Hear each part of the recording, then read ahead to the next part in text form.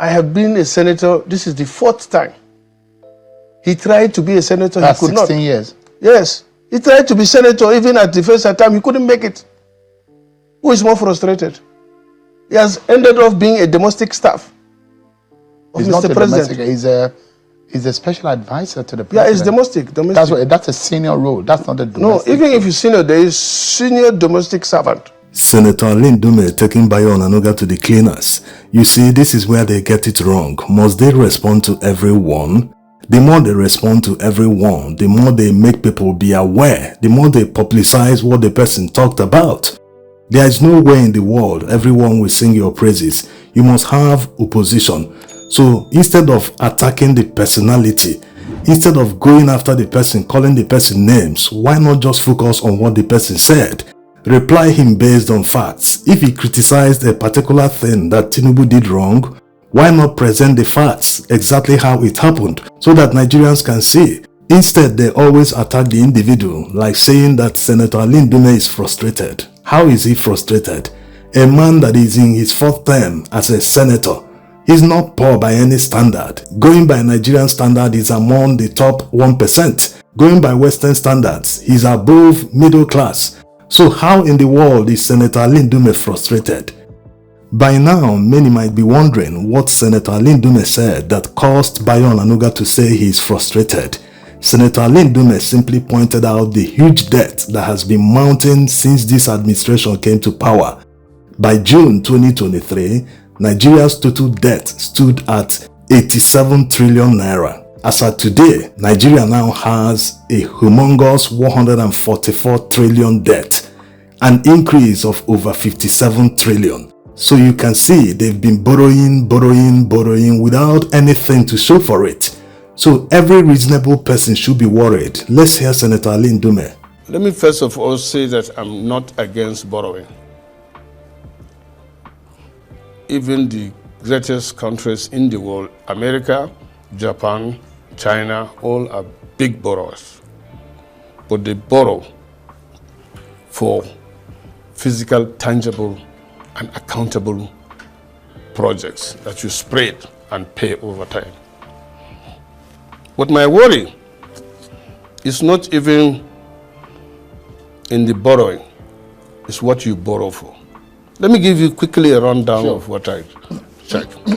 You see, in June 2023, $500 million was borrowed for women program to scale up what they call NPWPSC. Can you see that? Can Nigerians see it? Where are the women?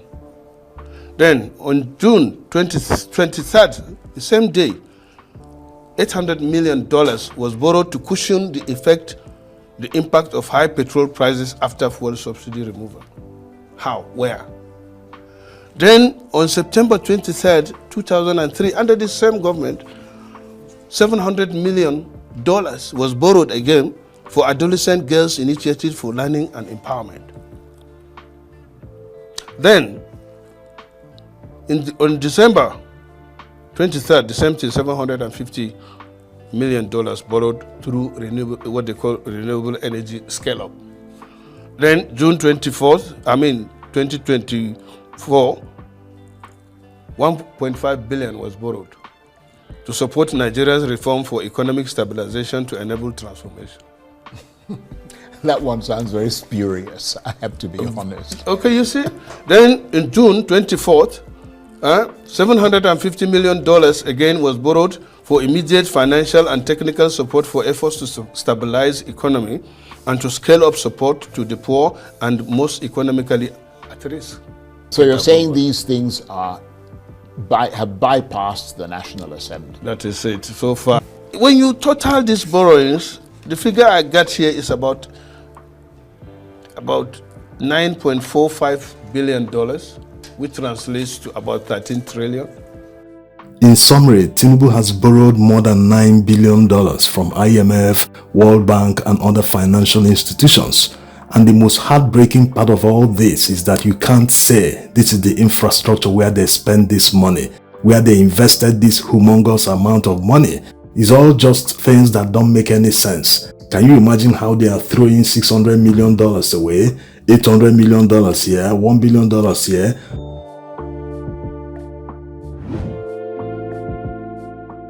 This should put an end to the narrative that Buhari caused all the problems. Yes, Buhari borrowed and printed 25 trillion naira from the central bank. You can't pinpoint any particular project or infrastructure he invested that money in. He also borrowed some billions of dollars from foreign financial institutions. But this man has taken it to another level. $9 billion in under 2 years. So who knows what will happen by 4 years? This is why people must stop blaming foreigners 100% for our problems. Anyone that finds himself in the highest office in the land must be more patriotic than everyone else. That's if there's a yardstick to measure patriotism. If they connive with foreigners to sabotage the country, you must first of all hold them responsible before trying to hold someone that is far away in another country responsible for the same thing.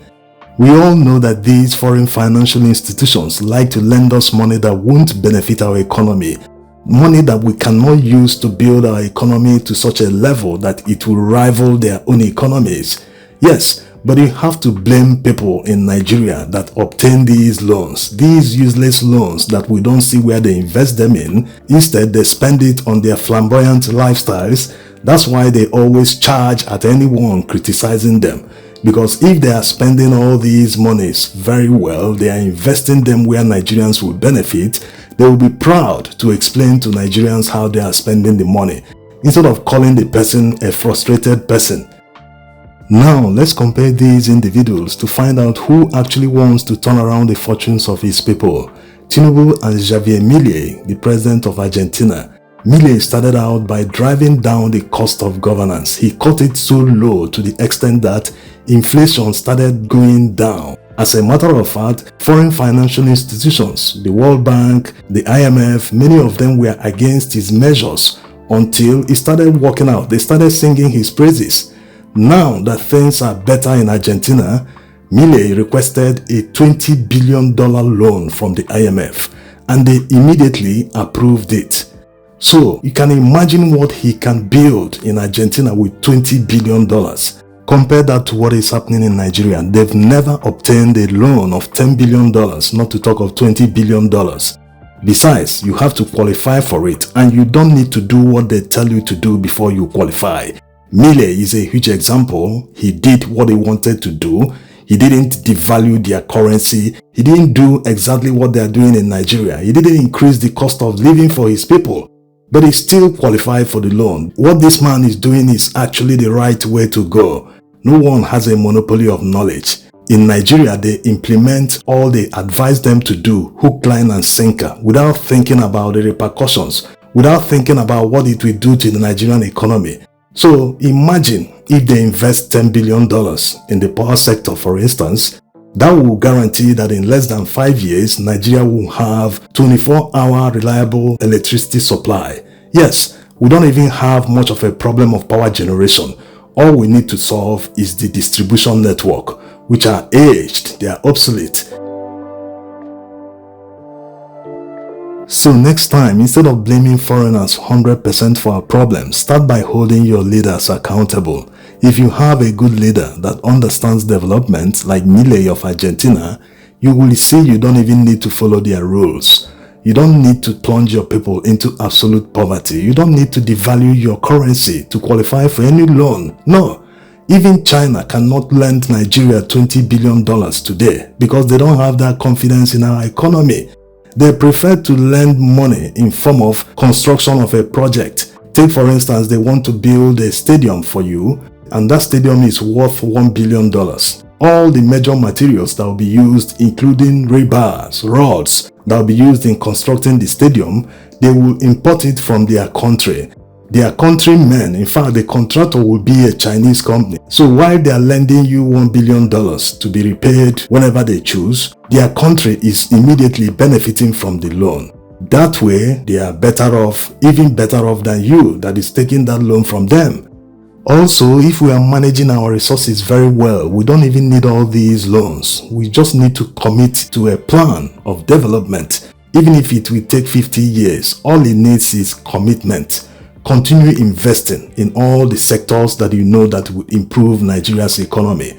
With time, everything will materialize. But no, the politicians and Nigerian leaders focus on today. They focus on things that don't matter, material things. They pay themselves humongous salaries, including senators. They don't see the big picture. They don't know that if Nigeria is better off today, or at least on the right path to be better in around 50 years' time, it will increase patriotism among citizens. They will start believing in the country better than ever. People don't actually choose to hate the country, but things like injustice, what they call Nigeria happening to someone, if that happens to anyone, the person will lose it. Despite the fact that he is a citizen, he has nowhere else to run to. But many will do anything within their power to escape the poverty, to escape the massive prison that politicians have built around Nigeria. So this is the reality. We must hold our leaders responsible.